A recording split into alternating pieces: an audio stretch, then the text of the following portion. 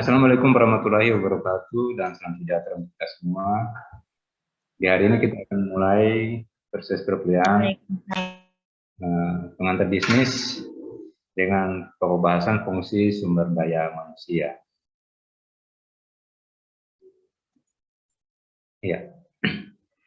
Yang pertama, kita bicara tentang sumber daya manusia, maka kita tidak bisa memungkiri di saat ini organisasi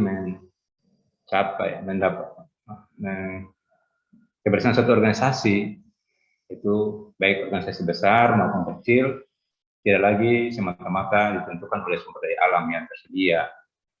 Nah, artinya bahwa seberapa besar sumber daya alam yang kita miliki, tetapi kalau kita sumber daya manusia tidak siap untuk mengelola itu, maka ini akan menjadi sebuah persoalan penting, hal yang memang sangat harus mendapat perhatian serius. Karena itu, seberapapun kaya suatu negara, seberapapun besar sumber daya yang dimiliki oleh satu perusahaan, tetapi akan sangat ditentukan oleh kualitas sumber daya manusia. Maka yang saat ini disebut dengan human capital, bahwa perusahaan akan mencapai sebuah proses mencapai tujuan perusahaan apabila memiliki kualitas sumber manusia yang memadai. Oleh karena itu, maka kualitas sumber manusia ini akan menentukan bagaimana proses merencanakan, melaksanakan, dan melakukan pengendalian terhadap suatu organisasi. Nah, inilah peran dari para sumber daya manusia. Nah, oleh karena itu, maka kita bicara tentang sumber daya manusia, begitu banyak hal yang kita akan lihat di sana. Artinya bahwa manusia adalah sebagai penentu dari suatu keberhasilan organisasi. Nah, perhatian sumber daya manusia ini meliputi dua aspek. Yang pertama, kita melihat tentang aspek penekanan pada personalia, atau biasanya kalau di perusahaan disebut HRD, unit-unit mengelola itu cuma HRD-nya. Nah, juga ada aspek yang kedua, yaitu penekanan terhadap perhatian pada aspek produksi. Nah, dua hal ini akan dilihat menjadi aspek yang sangat penting yang akan dilihat dari sumber daya manusia itu sendiri. Nah, oleh karena itu, maka penekanan sumber daya manusia di saat ini dia berkaitan dengan pengadaan, pengembangan, pemanfaatan sumber daya manusia. Yang berikut juga berkaitan dengan bagaimana sumber daya manusia itu merealisir tujuan-tujuan organisasi secara efektif. Nah, dalam rangka mengarahkan pada kegiatan kerja, pada setiap unit kerja. Nah, jadi kalau kita bicara tentang sumber daya manusia, ini fungsi sumber daya manusia ini, maka penekanan dan lebih fokus pada sumber daya manusia itu, maka penekanannya ada pada apa? Pengadaan, pengembangan, dan pemanfaatan sumber daya manusia itu sendiri. Nah, itu yang akan dilihat. Oleh karena itu, maka proses diskusi ataupun kuliah kita di saat ini akan membicarakan tentang pengadaan sumber daya manusia, pengembangan sumber daya manusia, maupun pemanfaatan sumber daya manusia. Apa saja yang ada di dalam pengembangan sumber daya manusia? Apa saja? Apa yang kita bicarakan tentang pengembangan sumber daya, pengadaan, pengembangan sumber daya manusia, dan apa saja yang kita bicarakan tentang pemanfaatan sumber daya manusia? Nah, ini tiga aspek besar yang akan kita lihat pada pengembangan sumber daya manusia. Nah, mari kita lihat satu persatu. Oke, jadi lingkup materi tentang sumber daya manusia ini kita bicara tentang bagaimana sasaran sumber daya manusia adalah mewujudkan suatu kerja yang efektif dan efisien. Jadi kita bicara pengadaan sumber daya manusia, pengembangan sumber daya manusia, maupun pemanfaatan sumber daya manusia untuk apa? Untuk mewujudkan suatu kerja yang efektif dan efisien. Nah, itu yang akan kita bicarakan. Bagaimana pengadaan sumber daya manusia untuk kita mendapatkan orang-orang yang berkualitas dan sumber tenaga kerja yang berkualitas. Yang berikut setelah kita mendapatkan, bagaimana kita mengembangkan mereka sumber daya manusia tadi yang berkualitas tadi. Yang ketiga, bagaimana lalu kita memanfaatkan sumber daya manusia itu sendiri. Nah, ini tiga aspek yang kita lihat di materi untuk berbicara tentang fungsi sumber daya manusia. Nah, kita bicara yang pertama tentang pengadaan sumber daya manusia. Nah, pengadaan sumber daya manusia ini dia merupakan aktivitas menyusun program penarikan, seleksi, dan penempatan tenaga kerja. Nah, aspek pengenalan sumber daya manusia itu ada di situ. Kita bicara tentang pengenalan sumber daya manusia, kita bicara tentang program penarikan, atau biasanya bahasa kerennya itu biasa yang seringkali kita dengar itu namanya rekrutmen. Nah, jadi yang pertama kita menyusun program penarikan. Nah, ini kita bicara tentang menyusun program penarikan, maka kita bicara tentang perencanaan sumber daya manusia. Nah, di sini kita akan mengelola, menggodok seberapa besar kebutuhan organisasi atau perusahaan berkaitan dengan jumlah kebutuhan yang akan kita terima. Misalnya di organisasi itu biasanya secara umum itu ada bagian di perusahaan, ada bagian produksi, ada bagian pemasaran, ada bagian sumber daya manusia, ada bagian keuangan. Nah, di sini orang-orang di bagian sumber daya manusia itu orang-orang yang ada di HRD atau ada juga kalau di kantor-kantor di birokrasi disebut personal ya, bagian personal ya, kepegawaian itu. Mereka ini yang bagaimana merencanakan, mereka merencanakan, menarik, melakukan, menampung semua dan merencanakan sumber daya, kebutuhan sumber daya manusia. Jadi misalnya bagian keuangan, kebutuhan bagian keuangan dengan berapa banyak pegawai atau karyawan yang dibutuhkan pada saat ini. Yang berikut bagian sumber daya manusia, mereka membutuhkan berapa banyak pegawai lagi. Bagian pemasaran, mereka membutuhkan berapa banyak pegawai lagi, dan seterusnya seperti itu.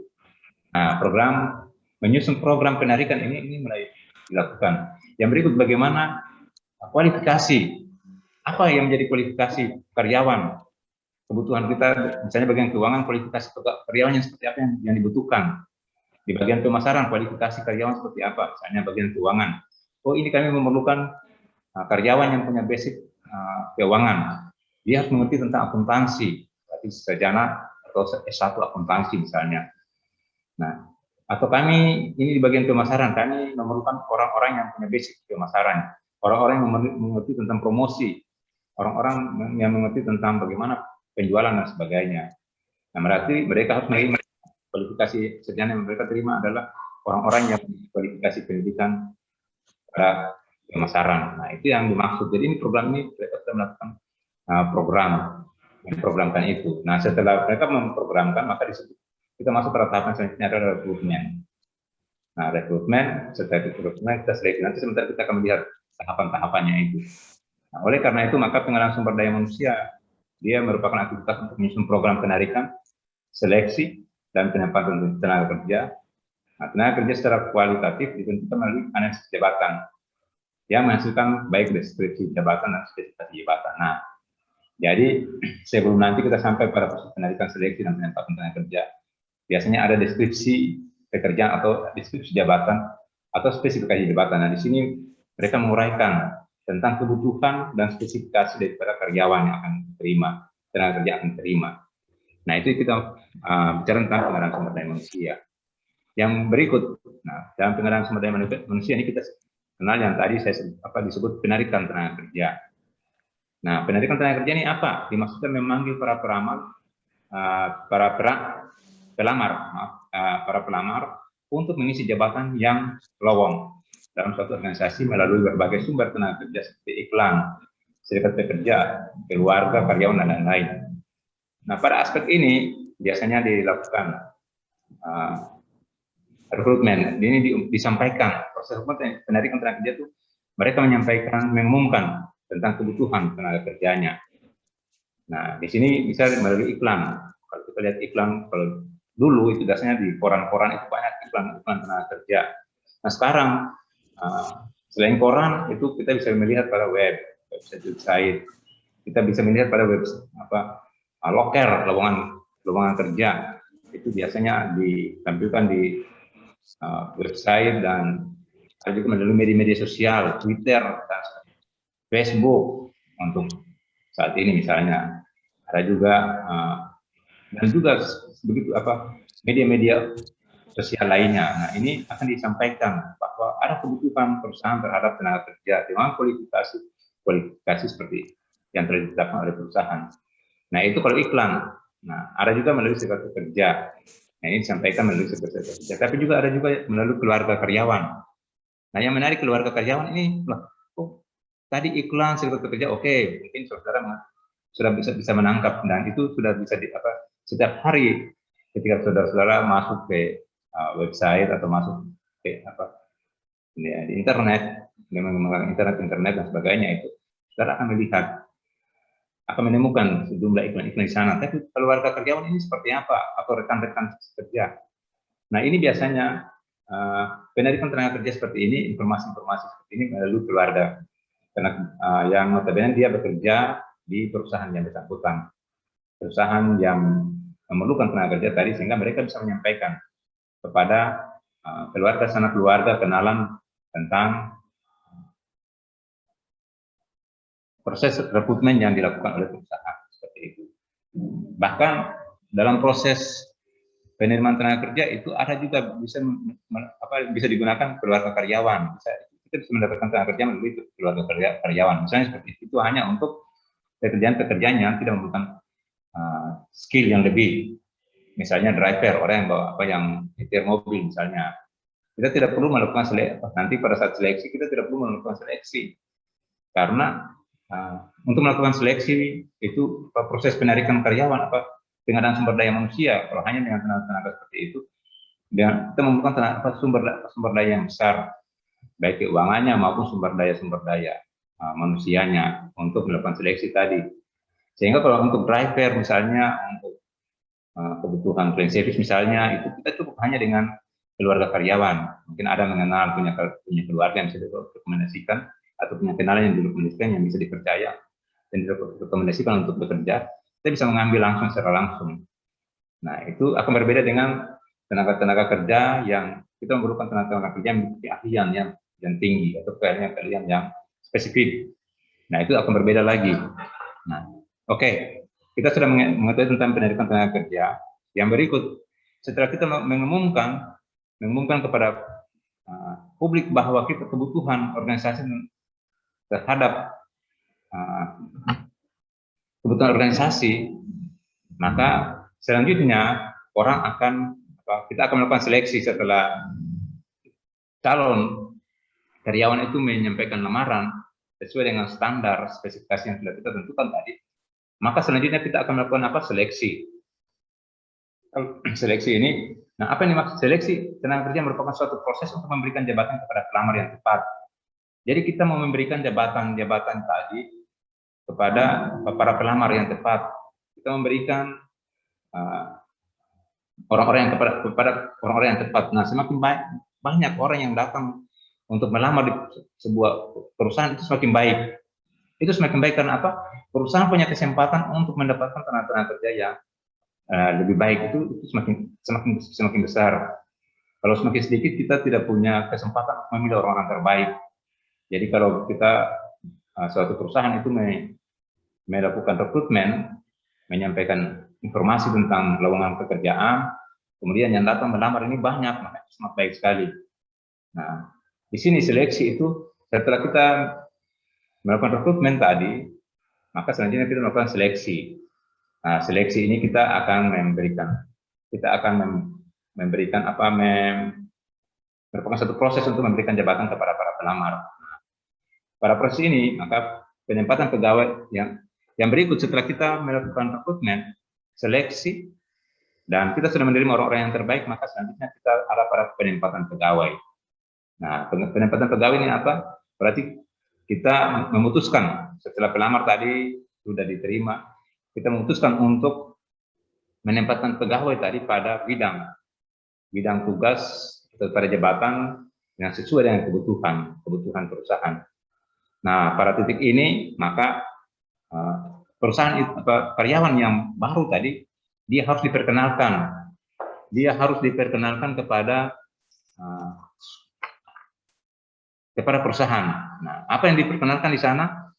Yang kita perkenalkan di sana adalah bagaimana visi misi perusahaan, bagaimana sejarah perusahaan, bagaimana budaya perusahaan itu diperkenalkan kepada setiap karyawan yang kita rekrut tadi, dan kita tempatkan pada jabatan atau bagian-bagian sesuai dengan kebutuhan organisasi tadi. Nah, pada aspek inilah karyawan akan menyesuaikan diri, dia akan belajar untuk mengenal perusahaan, apa visi misi, apa tujuan daripada perusahaan ini, bagaimana struktur organisasinya, bagaimana proses pertanggungjawabannya, bagaimana hubungan antara setiap bagian, banyak hal yang mereka dapatkan sana. Bagaimana budaya kerjanya, masuknya jam berapa dan sebagainya. Yang berikut cara berpakaian dan sebagainya. Banyak hal yang mereka akan pelajari. Nah, pada titik ini karyawan akan melakukan penyesuaian-penyesuaian. Dia akan menyesuaikan diri dengan sebuah proses yang ada di dalam setiap tahap proses yang ada di dalam organisasi. Nah, itu yang dimaksud dengan peningkatan.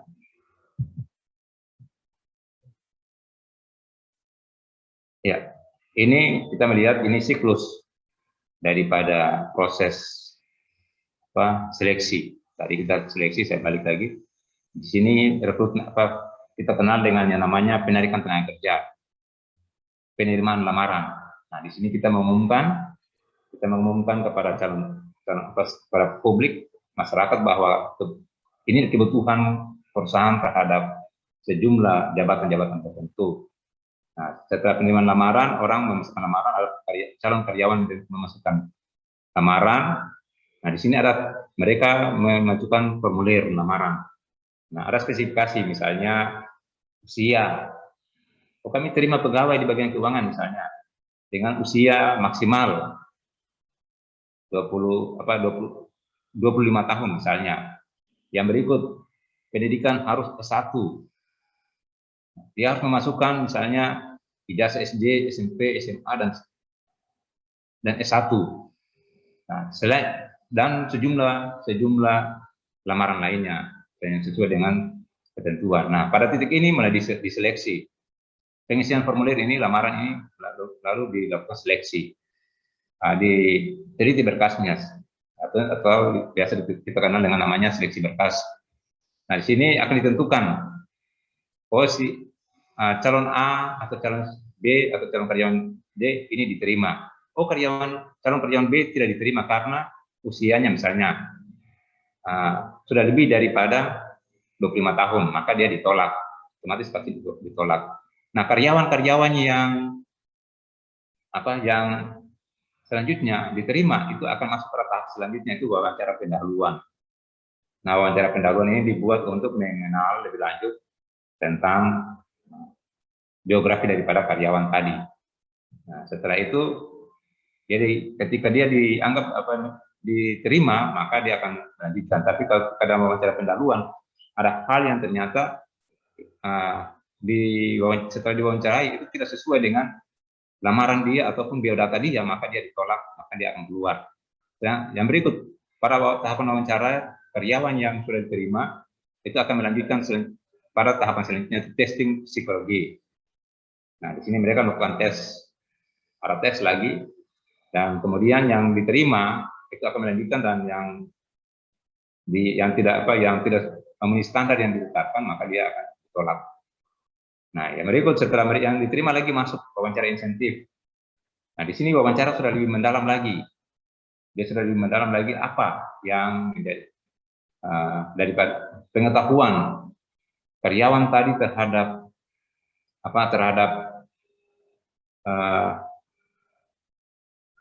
jabatan yang dilamar tadi, pengetahuan dia seperti apa yang dia ketahui tentang jabatan yang dilamar, kepribadian. Nah, di sini juga akan diwawancarai tentang sikap perilaku, akan didalami tentang sikap dan perilaku dan seterusnya. Nah, sampai pada besaran gaji, sampai bisa juga besaran gaji yang diterima itu berapa besaran gaji yang dia minta ketika jadi nantinya dia akan diterima. Nah, setelah tahapan wawancara intensif ini selesai, maka selanjutnya akan dinilai. Mereka akan menilai lagi. Nah, bagi karyawan tidak memenuhi syarat sesuai dengan ketentuan yang ditetapkan oleh perusahaan, maka dia ditolak, otomatis dia gugur. Nah, yang selanjutnya itu akan dia masuk pada yang tahapan berikutnya, yaitu pemeriksaan referensi.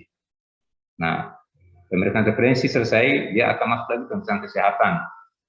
Nah, sampai pada pemeriksaan kesehatan diterima atau ditolak. Nah, yang sehat, yang dianggap sehat, maka dia akan diterima, dan yang kurang sehat, maka dia akan tidak diterima, yang akan tidak diterima. Nah, setelah tahapan ini selesai, mereka akan semua proses pemberkasan itu, semua hasil disampaikan kepada atasan. Nah, selanjutnya atasan akan mempertimbangkan itu. Dia akan mempertimbangkan untuk menerima atau menolak berdasarkan seluruh dokumen-dokumen maupun hasil yang telah didapat oleh calon karyawan tadi. Nah, dan selanjutnya ketika karyawan itu diterima, maka dia akan masuk pada yang namanya penempatan. Nah, tahapan ini bukan berarti bahwa semua tahapan ini harus dilakukan oleh suatu perusahaan. Tahapan-tahapan ini akan disesuaikan dengan kebutuhan perusahaan sendiri. Jadi bisa saja dalam prosesnya mungkin wawancara pendahuluan tidak akan dipergunakan oleh suatu perusahaan. Ketika dia menganggap ya sudah, yang penting formulir lamaran dia sudah seluruh seleksi berkas, ya sudah, dia sudah langsung diterima dan dia akan masuk pada tes selanjutnya, tes psikologi misalnya. Dia tidak melewati lagi tahap wawancara pendahuluan. Bisa juga pemeriksaan referensi juga tidak masuk juga. Ya sudah, kalau gitu, karena ini kebutuhan perusahaan seperti ini, kami tidak lagi masuk pada pemeriksaan referensi. Kita cukup wawancara, tes selesai, tes psikologi selesai, kita masuk pada wawancara. Setelah wawancara, pemeriksaan kesehatan selesai, langsung kita ajukan berkasnya ke pimpinan untuk untuk diputuskan. Bisa saja, jadi tahapan-tahapan ini tidak lalu mesti harus dipergunakan oleh setiap perusahaan ataupun setiap instansi. Bisa saja mungkin ada 2 atau 3 saja tahapan, bisa saja semua itu secara beruntut seperti itu, akan sangat tergantung pada kebutuhan daripada perusahaan ataupun instansi yang berkepentingan. Nah, oke, setelah perusahaan itu dia melakukan, kita ada dalam pengadaan sumber daya manusia, di mana perusahaan itu dia melakukan penyerapan tenaga kerja, kemudian dia melakukan seleksi tenaga kerja, setelah dia melakukan seleksi, dia menerima, dia melakukan penempatan pegawai. Nah, itu tahapan pertama, pengadaan sumber daya manusia. Nah, setelah pengadaan sumber daya manusia selesai, kita akan masuk pada tahapan selanjutnya, itu pengembangan sumber daya manusia. Berarti karyawannya sudah masuk dan bekerja. Kalau yang tadi pengadaan sumber daya manusia tadi itu karyawan masih dalam proses calon menuju kepada pegawai, sampai pada penetapan menjadi pegawai atau karyawan pada sebuah instansi ataupun perusahaan. Nah, ini yang kedua, tahapan fungsi sumber daya manusia kita yang kedua, yaitu kita bicara tentang pengadaan sumber daya, pengembangan sumber daya manusia. Di dalam pengembangan sumber daya manusia adalah sebuah program yang dirancang oleh suatu organisasi dengan tujuan membantu karyawan dalam meningkatkan kemampuan, pengetahuan, dan memperbaiki sikap. Nah, ini yang terjadi. Jadi, poinnya adalah bahwa ini sebuah program untuk meningkatkan kemampuan, pengetahuan, dan memperbaiki sikap dari para karyawan. Nah, di dalam pengembangan, kalau kita membicarakan tentang pengembangan, maka kita akan bicara ada beberapa hal di situ. Yang pertama, latihan atau pendidikan, atau biasa kita kenal pendidikan dan pelatihan dan pendidikan. Yang kedua, rotasi jabatan. Yang ketiga adalah delegasi. Yang keempat, promosi, pemindahan, konseling, penugasan dalam keanggotaan suatu panitia, dan konferensi. Nah, bicara pengembangan sumber daya manusia itu kita bicara tentang beberapa aspek itu. Nah, ya, yang pertama kita bicara tentang latihan dan pendidikan. Jadi latihan atau pendidikan diartikan sebagai suatu kegiatan perusahaan yang didesain untuk memperbaiki, untuk meningkatkan pengetahuan dan keterampilan, mengubah sikap pegawai sesuai dengan kebutuhan perusahaan, sehingga pegawai bersangkutan lebih maju dalam melaksanakan tugas tertentu. Nah, di sini latihan itu dia bersifat praktis, sedangkan pendidikan lebih bersifat teoritis. Maksudnya gini, latihan bersifat praktis seperti ini. Jadi dia berkaitan dengan latihan bersifat praktis, dia berkaitan dengan peningkatan skillnya, keterampilannya itu. Nah, itu yang ditingkatkan itu adalah keterampilannya. Misalnya seorang pegawai administrasi, dia dalam proses dia harus menggunakan komputer sebagai bagian daripada yang sebagai bagian yang terpisahkan dari tugas dan pekerjaannya. Nah, dia harus bisa mengoperasikan berbagai macam software yang ada misalnya, atau dia harus bisa menggunakan Excel, Word, Excel, dan ada software-software yang lain yang dipakai dalam proses administrasinya. Nah, di bagian sumber daya manusia misalnya, dia harus menggunakan beberapa software berkaitan dengan pengelolaan sumber daya manusia. Nah, ketika dia pada waktu-waktu sebelumnya dia belum memahami, belum mengetahui bagaimana menggunakan software itu untuk bicara tentang tenaga kerjaan atau mengelola sumber daya manusia. Nah, ketika ada software yang dipakai yang mau dipergunakan untuk berkaitan dengan pengembangan sumber daya manusia atau berkaitan dengan sumber daya manusia, maka dia harus bisa mengikuti pelatihan tadi. Nah, jadi misalnya atau di bagian keuangan untuk menghitung gaji misalnya atau membuat gaji pegawai misalnya, maka dalam proses itu pegawai yang berada di bagian keuangan misalnya dia harus dilatih skillnya itu untuk bisa menggunakan software yang akan membantu dia dalam proses keuangan. Nah, sebagai bagian daripada tugas-tugas pekerjaannya dia seperti itu. Nah, oleh karena itu maka itu yang dimaksud dengan latihan bersifat praktis, meningkatkan keterampilan intinya di situ. Sedangkan pendidikan, kita bicara tentang pendidikan, maka dia lebih bersifat teoritis.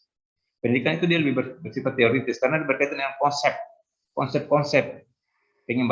pengembangan daripada suatu organisasi. Nah, pelatihan itu biasanya ada pada pegawai yang level yang ada pada level bawah, misalnya pegawai staf maupun para pimpinan yang berada pada level middle management, lower management, middle management. Nah, kalau pengembangan itu dia pendidikan dia lebih mengarah pada top, orang-orang yang berada pada top, dan pimpinan-pimpinan yang ada pada level menengah, itu mereka itu yang mengikuti pengembangan, yang mengikuti pendidikan. Dia akan meningkatkan kemampuan dan keterampilan, kemampuan konseptor maupun kemampuan yang berkaitan dengan tugas dan tanggung jawab mereka di setiap bidang. Nah, dalam proses pelatihan ini sendiri dan pendidikan ini sendiri, dia mencakup 3 hal. Yang pertama itu latihan dan pendidikan harus berupa proses yang kontinu dan tetap. Jadi sebuah proses pelatihan dan pendidikan itu harus dilakukan secara kontinu, harus dilakukan secara terus-menerus. Nah, yang kedua, latihan dan pendidikan itu diterapkan ke setiap tingkatan dan jabatan. Jadi harus diterapkan di setiap tingkatan jabatan berkaitan dengan, dan ini berkaitan juga dengan tugas dan tanggung jawab mereka di setiap tingkatan maupun jabatan tadi. Yang berikut bahwa tanggung jawab manajer akan latihan atau pendidikan boleh didelegasikan, namun tanggung jawab tetap berada di tangan manajer yang bersangkutan. Jadi kita bisa mendelegasikan proses pelatihan itu kepada pimpinan-pimpinan yang lain ataupun pimpinan yang ada di bawah kita. Tetapi kita yang tetap dalam prosesnya itu kita tetap bertanggung jawab, seorang pemimpin top manajemen tetap bertanggung jawab terhadap semua proses, baik itu proses pendidikannya maupun pelatihannya, tetap akan seorang pimpinan top manajemen dia akan bertanggung jawab penuh terhadap semua proses yang berlangsung. Jadi tugasnya saya didelegasikan, tetapi tanggung jawab itu tetap menjadi tanggung jawab penuh daripada setiap pimpinan. Nah, itu berkaitan dengan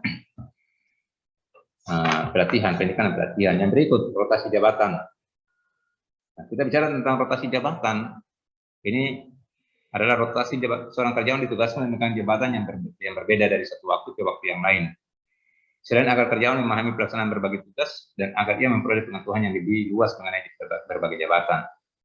Jadi ini rotasi jabatan ini dia dilakukan pada satu level tertentu. Nah, dalam penerapan rotasi jabatan sering diterapkan kepada para manajer. Sebagai usaha mengembangkan manajer, dalam penerapan rotasi jabatan perlu diperhatikan beberapa hal sebagai berikut. Nah, yang berikut, jabatan karyawan yang dipindahkan harus bersama isinya dengan jabatan yang ditinggalkan. Nah, yang kedua, metode melakukan pekerjaan harus sama antara satu dan yang lain. Lalu pejabat yang dimutasikan harus mempunyai pengalaman yang memungkinkan mengerti dasar-dasar pekerjaan yang baru. Jadi ketika kita melakukan rotasi jabatan, maka dia harus juga bersama dengan isi dan jabatannya.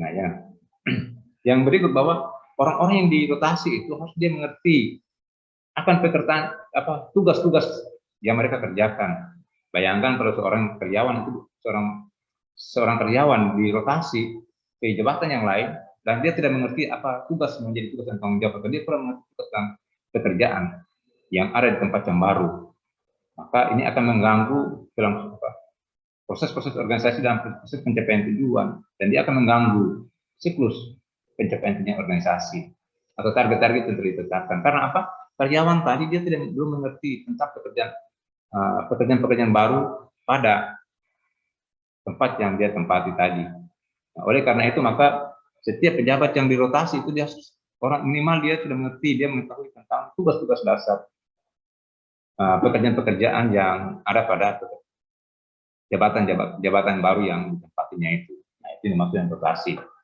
Nah, yang berikut yang berikut adalah delegasi. Nah, salah satu kualifikasi penting dari manajer adalah kesanggupan mendelegasikan tugas dan wewenang kepada bawahannya. Nah, di sini karena mengapa seorang pimpinan itu atau seorang manajer itu harus melakukan pendelegasian kewenangan kepada bawahannya? Karena tidak mungkin seseorang itu bisa melaksanakan semua pekerjaan yang ada di bidangnya. Maka dia seorang manajer itu memerlukan orang lain untuk membantu dia dalam melaksanakan tugas-tugas. Nah, oleh karena itu maka seorang manajer itu harus mampu mendelegasikan tugas-tugas tadi kepada bawahan. Nah, ketika tugas itu didelegasikan, maka dia harus memberikan juga kewenangannya kepada bawahan. Jangan sampai ketika dia memberikan tugas tapi dia tidak memberikan kewenangan. Nah, ini akan memberikan dia akan membuat ketika tugas itu didelegasikan dan tidak diberikan kewenangan, maka seorang bawahan itu dia akan sangat sulit untuk mengambil sebuah keputusan yang berkaitan dengan tugas-tugas dari yang bersangkutan tadi. Oleh karena itu maka mendelegasikan tugas dan kewenangan. Tugas itu ketika diberikan, maka kewenangan juga harus diberikan penuh kepada karyawan tadi untuk melaksanakan bawahannya untuk melaksanakan tugas-tugas. Nah, kecuali untuk hal-hal yang sangat urgent sekali itu memang harus dikonsultasikan kepada pimpinan atau para manajer. Yang keputusan itu ada pada manajer, tetapi ada hal-hal yang berkaitan dengan tugas-tugas kesehariannya itu bisa didelegasikan kepada bawahannya, cukup. Nah, seperti itu. Nah, jadi agar pendelegasian kewenangan tadi itu dia efektif, maka ada beberapa hal yang harus diperhatikan, ada 4 hal di situ. Yang pertama, unsur delegasi penjelas. Sekarang nunggu suara gas. Unsur sambil jalan apa? lengkap dan jelas. Aduh, gas. Satu. Iya, Unsur delegasi tadi misalnya tugas, wewenang, dan pertanggungjawaban itu harus jelas, itu harus lengkap, diberikan tugasnya lengkap, jelas, dan pertanggungjawaban juga harus diberikan secara penuh. Unsur delegasi harus lengkap dan jelas tadi yang dimaksud itu. Jadi diberikan tugas, diberikan juga kewenangan, juga proses pertanggungjawabannya juga diberikan. Nah, ini Anda sudah diberikan tugas, kewenangan, Anda sudah diberikan kewenangan memutuskan. Nah, selanjutnya setelah itu Anda harus mempertanggungjawabkan itu kepada pimpinan. Nah, itu dimaksud. Nah, itu poin yang pertama harus diperhatikan. Yang berikut, delegasi diberikan kepada orang yang tepat. Pendelegasian kewenangan itu harus diberikan kepada orang yang tepat. Nah, jangan sampai kita memberikan kewenangan kepada karyawan yang tidak tepat. Nah, ini juga menjadi masalah bagi kita kalau kita salah mendelegasikan kewenangan ataupun tugas-tugas kewenangan tadi kepada orang yang kurang tepat. Nah, yang ketiga, pendelegasian harus dibarengi dengan peralatan, waktu, biaya, dan kedudukan. Kita memberikan delegasi kewenangan, tetapi kita juga harus memberikan fasilitasnya. Ada juga biaya yang ditimbulkan akibat dari proses itu, maka kita harus memberikan juga. Jangan sampai kita mendelegasikan tugas dan tanggung jawab, tetapi mereka tidak ditunjang dengan sejumlah peralatan yang memadai. Mereka tidak ditunjang dengan biaya yang cukup. Ini juga masalah. Ini juga harus diperhatikan. Bagaimana tugas-tugas tadi bisa dilaksanakan secara baik kalau peralatan pendukung tidak ada atau tersedia dengan baik. Tidak ada pembiayaan, tidak kurang cukup, kurang memadai. Nah, waktu yang kita berikan juga rentang waktu terlalu sempit atau terlalu pendek. Nah, itu juga jadi persoalan juga. Sehingga seorang manajer itu ketika mendelegasikan kewenangan, maka dia harus memperhatikan tugas dan kewenangan, maka dia harus memperhatikan peralatannya, waktunya, biayanya. Nah, itu yang harus diperhatikan juga dan itu harus juga diberikan kepada orang-orang yang mendapat pendelegasian kewenangan tadi. Nah, yang keempat, kepada mereka menerima delegasi harus dimotivasi yang memberikan insentif yang diperlukan. Nah, sekarang kalau tugas sudah diberikan, kewenangan sudah diberikan, tanggung jawab mereka sudah bertanggung jawab, nah, laporan pertanggungjawabannya sudah disampaikan dengan baik, semuanya dilakukan dengan baik. Nah, tapi kalau insentifnya tidak diberikan, maka ini juga menjadi ini akan menjadi bumerang juga bagi perusahaan ataupun bagi organisasi. Karena apa? Semangat kerja karyawan akan turun pasti. Ini kita kerja, kita sudah berupaya maksimal, tetapi kita tidak diberikan insentif. Insentif kita tidak sesuai dengan yang dijanjikan atau sesuai dengan standar yang ditetapkan misalnya. Nah, ini juga menjadi masalah juga. Tapi ketika penjelasan kewenangan tadi, pelaksanaan tugas dan tanggung jawab, proses pertanggungjawabannya diberikan secara baik kewenangan, maka dan itu menjadi sebuah prestasi bagi seorang karyawan, maka ketika dia menerima insentif, maka apa yang terjadi? Dia akan itu bisa memotivasi dia. Dengan insentif itu orang bisa termotivasi lagi, orang bisa memiliki giat lagi, pasti. Nah, oleh karena itu maka ingat bahwa setelah orang proses pendelegasian kewenangan juga itu harus memperhatikan insentifnya, sehingga orang tetap punya semangat kerja yang tinggi. Nah, itu yang dimaksud. Yang berikut, kita bicara promosi. Nah, ini lagi promosi. Promosi adalah kegiatan pemindahan karyawan dari jabatan ke jabatan yang lebih tinggi, di mana tugas, kewenangan, dan tanggung jawab yang lebih tinggi dari sebelumnya. Nah, promosi ini biasanya dilakukan, ini biasanya diberikan kepada karyawan-karyawan yang punya prestasi. Orang-orang yang dianggap berhasil, punya prestasi, maka mereka akan promosi. Promosi ini pemindahan karyawan dari satu jabatan ke jabatan yang lebih tinggi.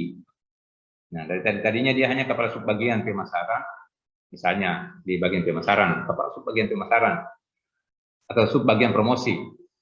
Nah, ketika dia mendapat promosi, dia dipromosikan menjadi apa? Manajer pemasaran. Nah, itu promosi. Subbagian pemasaran itu ada pada bagian pemasaran, dan dia akan dipromosikan naik menjadi seorang manajer. Tapi dia naik satu tingkat di atasnya. Nah, ini biasanya diberikan bagi orang-orang yang berprestasi, sehingga dia menerima tugas yang lebih besar lagi. Kalau kepala subbagian promosi atau subbagian promosi saja, dia hanya punya tugas mempromosikan. Dia memang bagian pemasaran, tapi hanya tugasnya mempromosikan, mempromosi sebuah produk misalnya. Tapi kalau dia sudah naik ke level manajer pemasaran, maka dia sudah tidak lagi bertanggung jawab hanya semata-mata untuk promosi, tapi dia sudah bertanggung jawab secara penuh. Bagaimana segmentasi pasarnya, bagaimana melakukan promosi sebuah produk dan sebagainya, itu sudah menjadi tanggung jawabnya dia. Dia punya bertanggung jawab untuk mengkoordinir semua rangkaian kegiatan yang ada bagi masyarakat tadi, misalnya seperti itu. Jadi orang-orang yang biasanya dipromosikan mendapat promosi itu biasanya mereka naik lagi ke jenjang yang lebih tinggi dan mereka menerima tugas dan tanggung jawab yang lebih besar lagi daripada sebelumnya. Nah, jadi salah satu sasaran dari tindakan promosi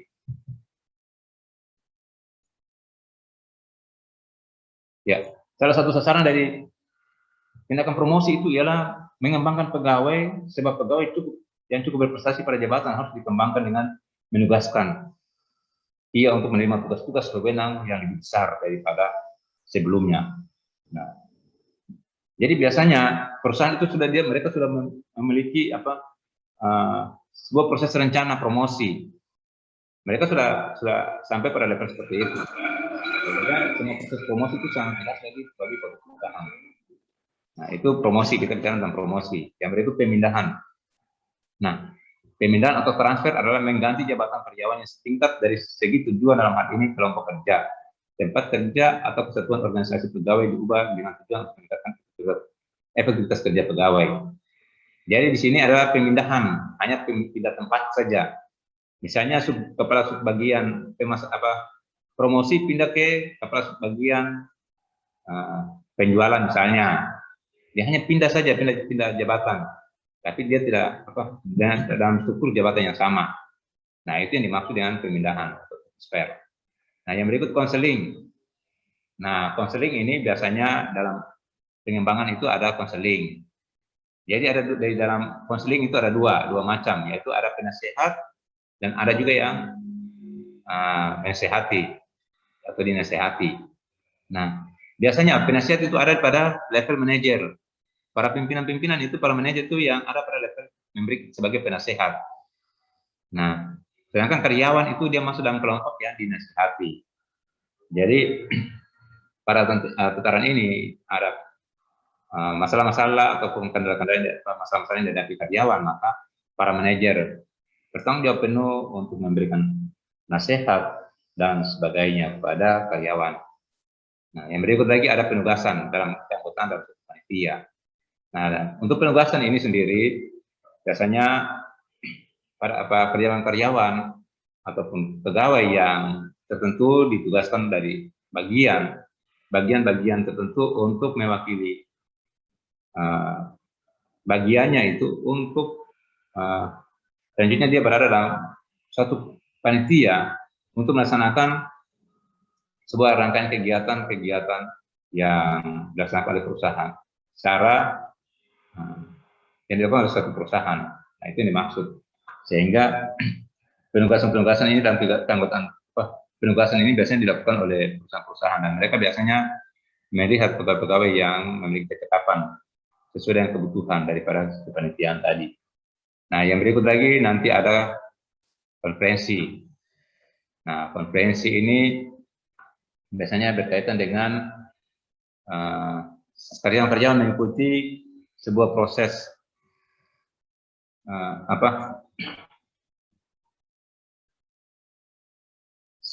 sebuah rangkaian kegiatan-kegiatan ilmiah yang dimaksudkan untuk meningkatkan pengetahuan dalam berbagai bidang serta dapat menambah keterampilan.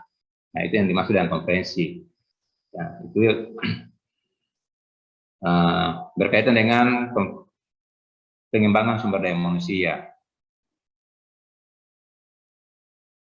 Iya, yang berikut setelah kita melakukan pengadaan sumber daya manusia, setelah kita yang kedua pengembangan sumber daya manusia, yang ketiga adalah pemanfaatan sumber daya manusia. Nah, pemanfaatan sumber daya manusia adalah satu proses kegiatan pemimpin yang bermaksud mempekerjakan pegawai yang memberi prestasi dan tidak mempekerjakan pegawai yang tidak bermanfaat. Nah, di sini seorang pemimpin sudah harus bisa mempekerjakan pegawai-pegawai yang berprestasi. Jadi pegawai-pegawai yang berprestasi dia akan dipekerjakan, dia akan dimaksimalkan untuk tujuan-tujuan perusahaan. Nah, pegawai-pegawai yang tidak bermanfaat, yang tidak berprestasi atau tidak memberikan manfaat bagi organisasi, maka dia tidak akan mempekerjakan itu. Nah, kita bicara pemanfaatan sumber daya manusia ini ada 3. Yang pertama pemberhentian, yang kedua pemensiunan, dan ketiga adalah memotivasi. Nah, pemberhentian berarti pemutusan hubungan kerja atau orang biasa bilang PHK. Jadi kalau di mana-mana kita dengar ada PHK. Nah, PHK atau pemutusan hubungan kerja itu adalah pemberhentian pegawai atau pemberhentian karyawan. Nah, dalam rangka memanfaatkan manusia, inisiatif untuk PHK berasal dari para manajer. Jadi biasanya inisiatif PHK itu biasanya datang dari para manajer. Pada umumnya seperti itu. Nah, dasar pertimbangan objektif tentu bila pegawai sudah tidak lagi memberikan kontribusi atau dia bisa saja melanggar aturan-aturan yang telah ditetapkan oleh perusahaan, maka bisa saja dia sampai pada yang namanya pemberhentian. Bisa saja terjadi seperti itu. Nah, kalau sampai proses pemberhentian, maka ada beberapa fase yang sudah dilewati. Misalnya kalau dia melakukan kesalahan-kesalahan yang kesalahan atau melakukan hal-hal yang sudah di luar mencerminkan nama perusahaan, misalnya dia bisa mendapat SP1, surat peringatan 1, SP2, SP3. Kalau tidak lagi, maka dia diberhentikan misalnya. Atau bisa juga pemberhentiannya juga karena pegawai sudah mencapai level usia yang ditetapkan. Pemberhentian nanti yang tadi yang saya sebut pensiunan. Pemberhentian ini ketika pegawai itu sudah dianggap sudah tidak lagi memenuhi kriteria yang ditetapkan oleh perusahaan atau standar yang ditetapkan oleh perusahaan, maka perusahaan bisa saja memphk-kan. Nah, itu disebut pemutusan hubungan kerja. Nah, ada juga pegawai yang dalam masa percobaan bisa juga di PHK-kan karena dia dianggap dia tidak memberikan prestasi yang lebih. Dia tidak sesuai dengan kualifikasi yang ditetapkan oleh perusahaan. Nah, biasanya kalau pegawai masuk itu atau karyawan masuk kerja itu biasanya ada beberapa waktu untuk saya 3 bulan, 6 bulan dia ada dalam masa percobaan. Nah, masa percobaan. Jadi ketika dia dalam masa percobaan dia dianggap tidak sesuai dengan kebutuhan atau standar yang ditetapkan, maka bisa saja dia berhentikan. Nah, karena memang dianggap tidak memuaskan, pekerjaannya tidak memuaskan. Jadi dalam prosesnya, dalam penerapan PHK, jadi PHK ini tidak asal-asal, misalnya para manajer bilang, ya sudah saya PHK yang bersangkutan, saya PHK yang sana, saya PHK yang sini, tidak bisa. Karena manajer harus memperhatikan atau mempedomani PHK ini, proses PHK ini sendiri, manajer harus memperhatikan, mempedomani aturan-aturan yang berlaku dalam perusahaan maupun perundang-undangan yang berlaku. Jadi tidak asal-asal main pecat-pecat, dia harus memperhatikan itu, aturan-aturan mekanisme yang ada dalam sebuah perusahaan, ataupun perundang-undangan yang berlaku, undang-undang ketenagakerjaan yang berlaku, itu harus diperhatikan. Sehingga dia tidak lalu serta-merta mengambil sebuah keputusan ketika dia sudah menganggap bahwa ketika dia menganggap pegawai ini sudah tidak bermanfaat, dia mengatakan tidak bisa. Seperti itu. Nah, itu yang dimaksud. Yang berikut pensiunan. Pemanfaatan sumber daya yang manusia yang berikut adalah pensiunan. Nah, pensiunan ini berarti bahwa pemberhentian pegawai oleh perusahaan karena pegawai berumur lanjut sehingga tidak lagi dapat bekerja dengan sempurna. Jadi ketika pegawai itu sudah berusia lanjut dan tidak lagi sesuai dengan dia sudah melewati sampai pada batas-batas usia yang ditetapkan perusahaan, maka perusahaan harus memberikan dia harus memberikan pensiun atau dia harus memberhentikan pegawai tadi atau karyawan tadi karena batas usianya. Nah, itu akan terjadi seperti itu. Nah, manfaat pensiun bukan saja bagi pegawai yang dipensiunkan, tapi juga pula bagi pegawai yang belum pensiun. Nah, ketika pegawai yang sudah pensiun itu manfaatnya ya dia beristirahat, dia sudah tidak lagi melaksanakan tugas-tugas di perusahaan. Tapi ada juga manfaat bagi karyawan atau pegawai yang belum pensiun. Apa yang terjadi? Bagi karyawan yang ada ketika yang pensiun tadi, misalnya kepala manajer pemasaran atau manajer keuangan atau manajer SDM misalnya, maka karyawan yang ada pada level bawah itu dia punya kesempatan untuk dipromosikan ke level yang lebih tinggi lagi.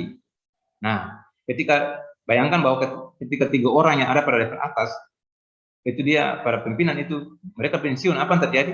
Akan terjadi pergeseran pada level yang paling bawah. Kepala sub bagian akan naik menjadi manajer, yang kemudian pegawai biasa akan naik lagi menjadi menjadi kepala sub bagian. Yang berikut lagi ada lagi penerimaan tenaga kerja.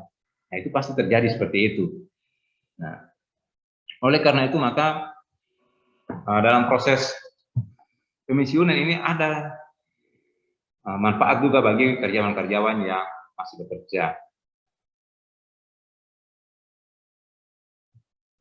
Nah, itu kita bicara tentang pensiunan. Yang berikut, memotivasi. Nah, ini kita sampai pada materi yang terakhir, memotivasi. Andai kata seorang pegawai tidak dimotivasi, maka potensi kemampuan tidak akan diwujudkan sepenuhnya dalam pelaksanaan pekerjaan. Seorang manajer harus peka bahwa pada titik tertentu pegawai itu harus dimotivasi, harus diberikan motivasi sehingga potensi kemampuan dia itu tetap terjaga. Nah, pemahaman atau proses motivasi adalah dasar pengertian untuk memahami mengapa seorang mengerjakan sesuatu hal tertentu. Nah, jadi motivasi ini berasal dari kata motif. Kalau kita belajar tentang motivasi itu dia berasal dari kata motif. Nah, yaitu apa yang menggerakkan atau mendorong seseorang melakukan suatu kegiatan. Jadi motivasi ini ada 2. Motivasi internal dan eksternal. Motivasi itu dia sebuah daya dorong yang datang dari dalam diri. Nah, itu namanya motivasi internal. Kalau motivasi eksternal itu adalah motivasi yang diberikan oleh pihak-pihak lain, yang datang dari pihak lain. Jadi motivasi itu dia berasal dari kata motif, yaitu apa yang menggerakkan atau mendorong seseorang melakukan sesuatu kegiatan. Motivasi yang berhubungan dengan jawaban pertanyaan mengapa demikian tingkah laku seseorang. Nah, mengapa orang ini dia bertingkah laku seperti ini dan sebagainya, itu yang dimaksud dengan motivasi. Jadi setiap orang itu dia bekerja dengan punya keinginan maupun punya potensi yang berbeda-beda. Nah, seorang mungkin saja dia mampu mengerjakan pekerjaan, namun pada suatu waktu dia kemampuan itu tidak bisa dipergunakan secara maksimal, tidak bisa seperti itu. Nah, jadi ketika seseorang itu pada suatu waktu dia memiliki suatu permasalahan, baik itu masalah-masalah secara internal maupun eksternal, maka disitulah seorang pemimpin harus hadir untuk bisa memotivasi karyawan tadi. Nah, motivasi ini kalau nanti kita bicara lagi motivasi intrinsik, ekstrinsik. Motivasi ekstrinsik ini kan banyak. Bisa juga gaji, kompensasi, kita bicara tentang gaji, insentifnya, penghargaannya. Juga bukan saja penghargaan, tapi pujian. Motivasi juga bisa berupa pujian. Misalnya seorang karyawan dia melakukan tugas-tugas dengan baik dan dia dipuji saja, itu bagian daripada motivasi. Dia begitu senang, bangga bahwa dia dipuji oleh pekerjaannya, dihargai oleh seorang pemimpin. Itu bisa saja terjadi sehingga dia bisa meningkatkan kinerjanya lagi. Tapi ada juga ya motivasi yang juga berkaitan dengan memberikan penghargaan. Motivasi ini juga bisa berkaitan dengan promosi. Itu juga bagian daripada motivasi. Nah, bisa juga dia berkaitan juga dengan apa? Dengan insentifnya. Jadi kalau bicara motivasi ini nanti banyak sekali hal yang kita akan yang beda di sana. Tapi poin-poin ini akan dibahas lebih lanjut pada mata-mata kuliah yang ada pada semester 4 nantinya. Ada mata kuliah sumber daya manusia, manajemen sumber daya manusia, ada mata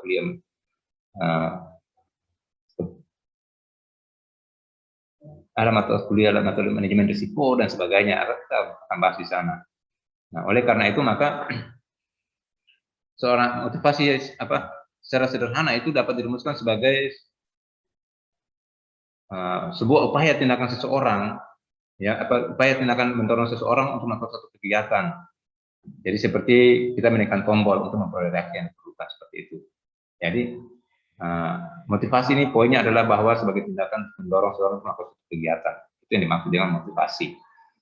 Jadi itu beberapa aspek yang berkaitan dengan hari ini. Kita membicarakan beberapa aspek yang berkaitan dengan fungsi sumber daya manusia, yang berkaitan dengan pengadaan sumber daya manusia, pengembangan sumber daya manusia, sampai pada pemanfaatan sumber daya manusia.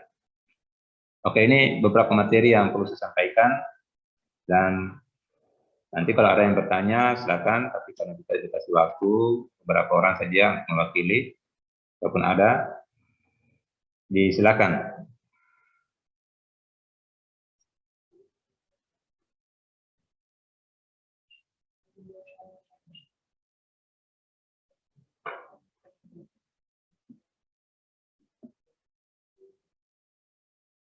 Ya, kalau tidak ada